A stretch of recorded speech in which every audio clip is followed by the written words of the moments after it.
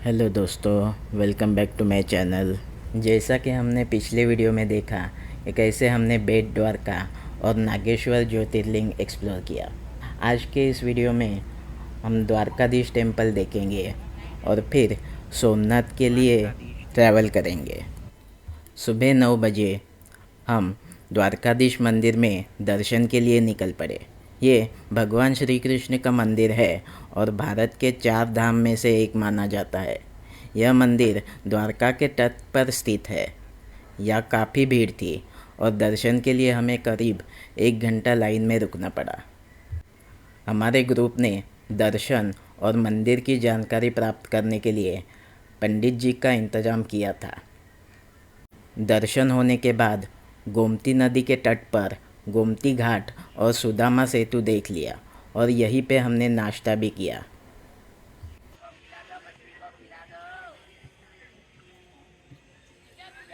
गोमती नदी, हाँ गोमती घाट। इसके बाद रूम चेकआउट करके हम सोमनाथ के लिए निकल पड़े। लेकिन उसके पहले हमने समुंदर किनारे भड़केश्वर महादेव मंदिर देखा।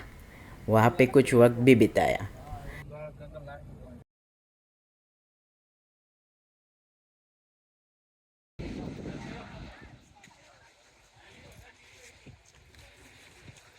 ये मंदिर भी काफ़ी खूबसूरत था और यहाँ पे बड़ा शिवलिंग बनाया गया था।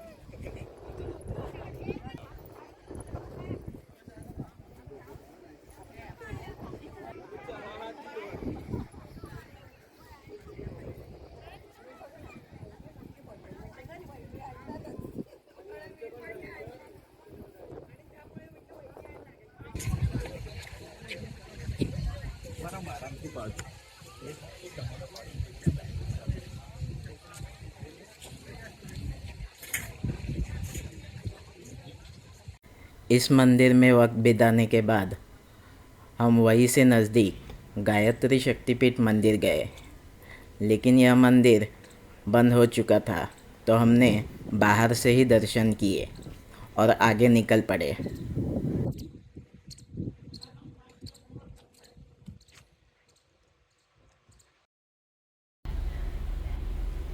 द्वारका से सोमनाथ का डिस्टेंस काफ़ी लंबा था और वो रास्ता समुद्र तट के नज़दीक से जाता है, इसलिए बाहर का नज़ारा काफ़ी खूबसूरत था। और यहाँ रास्ते में हमें बहुत सारी पवन चक्कियाँ देखने मिली। इनमें से ज़्यादातर पवन चक्कियाँ सुज़लॉन कंपनी की थी। इस कंपनी के शेयर्स में मेरे भाई ने काफ़ी लॉस किया है। ऐसा लगता है ये सारी पवन चक्कियाँ उसके ही पैसे से बनाई गई है। लेकिन लगता है ये सारी पवन चक्कियाँ जिस तेज़ी से घूम रही है उसका लॉस ज़रूर भर के निकलेगा। फिर आगे जाते हुए बीच में रुक के हमने लंच भी किया।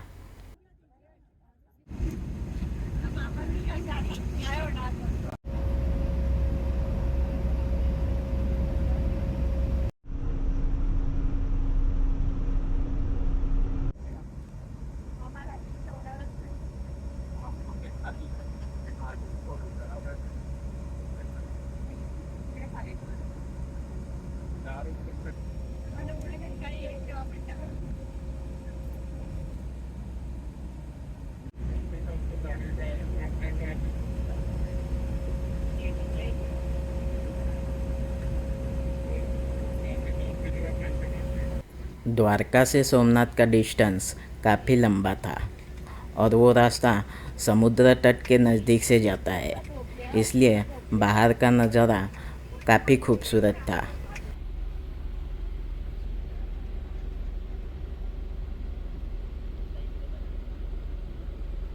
फिर सोमनाथ में एंटर करते ही हमने पहले Shri Somnath trust central booking office को विज़िट किया।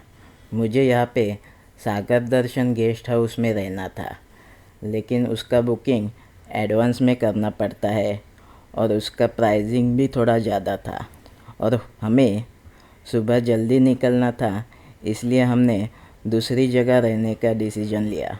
वैसे इस गेस्ट हाउस की खासियत यह है कि आपको अपने रूम के बालकनी से पूरा सोमनाथ मंदिर और समुंदर दिखाई देता है। शायद इसी के वजह से इसकी प्राइसिंग थोड़ी ज़्यादा है। शाम के 7:30 बज गए थे और हम सोमनाथ मंदिर में दर्शन करने के लिए गए।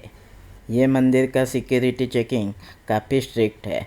मंदिर के अंदर फ़ोन, पर्स, डिजिटल वॉच कुछ भी ले जाना अलाउड नहीं है। भीड़ ज़्यादा न होने के कारण हमारा दर्शन काफ़ी अच्छे से हुआ।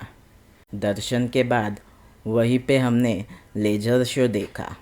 इसे देखकर स्टैच्यू ऑफ यूनिटी के साउंड एंड लाइट शो की याद आ गई। ये शो भी रात में ही होता है और 7 से 9 बजे के बीच में 2 बार होता है। तो अगर आप यहाँ शाम को आए तो ये शो देखना मत भूलना। ये शो मंदिर संस्थान के अंदर होने की वजह से हमारे पास कैमरा या फ़ोन कुछ भी नहीं था, जिसकी वजह से हमें कोई तस्वीरें लेनी नहीं मिली। शो ख़त्म होने के बाद हम अपने होटल में वापस आए और डिनर करके सो गए। दूसरे दिन सुबह हम फिर एक बार मंदिर में दर्शन के लिए गए। सोमनाथ ज्योतिर्लिंग भगवान शिव जी के 12 ज्योतिर्लिंग में से सबसे पहला ज्योतिर्लिंग माना जाता है। ये गुजरात के सौराष्ट्र क्षेत्र में वेरावल के पास स्थित है। यह मंदिर त्रिवेणी संगम के तट पर स्थित है। अतीत में इस मंदिर को कई बार विदेशी आक्रमणकारियों द्वारा नष्ट किया गया है और हर बार उसे पुनर्निर्मित किया गया है। इसके बाद हमने पुराना मंदिर जो महारानी अहिल्याबाई होळकर जी ने निर्माण किया था, वहाँ जाके भी हमने दर्शन किए। इस मंदिर में आप गर्भगृह में प्रवेश करके शिवलिंग को जल चढ़ाकर पूजा कर सकते हैं। दर्शन के बाद हम नाश्ता करने वापस अपने होटल में आए। नाश्ता करने के बाद चेकआउट करके हम गीता मंदिर देखने के लिए निकल पड़े।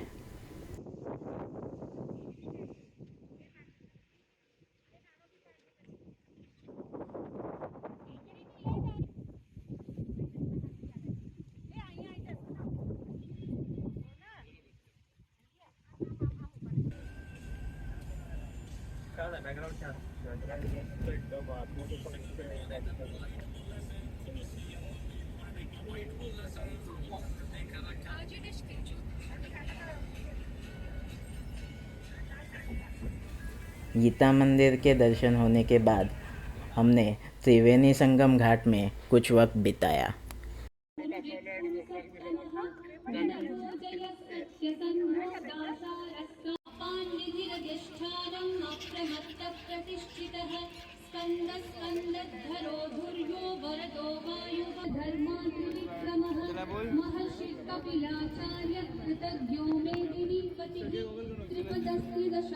यहाँ पर कुछ वक्त बिताने के बाद हम भलका तीर्थ मंदिर गए।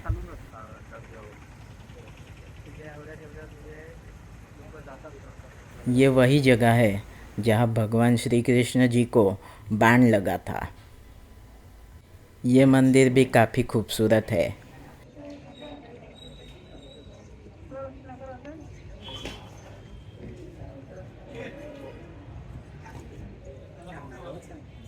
इस मंदिर में कुछ वक्त बिताने के बाद हम गिर के लिए निकल पड़े। हम हमारे अगले व्लॉग में गिर का जंगल एक्सप्लोर करेंगे। दोस्तों, ये वीडियो आपको कैसा लगा ये मुझे कमेंट्स करके ज़रूर बताना और सब्सक्राइब भी करना। मिलते हैं अगले वीडियो में। Bye bye.